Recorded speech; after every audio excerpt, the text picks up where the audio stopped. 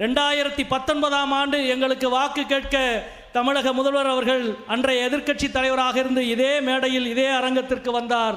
இப்பொழுது மாண்புமிகு முதல்வராக மீண்டும் எங்களுக்கு வாக்கு கேட்க இங்கே வருகை தந்திருக்கின்றார். வெறும் கையை வீசிவிட்டு வரவில்லை.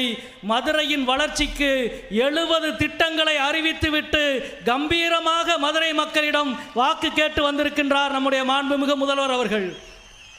இந்த மேடையிலே இருந்து நாட்புறம் பார்த்தாலும் பாஜக மதுரைக்கு செய்த துரோகம், தமிழகத்துக்கு செய்த துரோகத்தின் அடையாளங்கள் இருக்கிறது.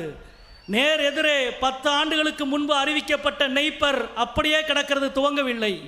மேடைக்கு நேர் பின்னே தமிழகத்திற்கு வஞ்சகத்தின் சாட்சியாக இருக்கிற எய்ம்ஸ் அப்படியே கிடக்கிறது. இந்த மேடையின் வலப்புறம் பிரதமருடைய சொந்த தொகுதியில் இருந்து புறப்படுகிற சர்வதேசிய பயணிகள், வாரணாசியிலிருந்து புறப்படுகிற சர்வதேசிய பயணிகளை விட 2 மடங்கு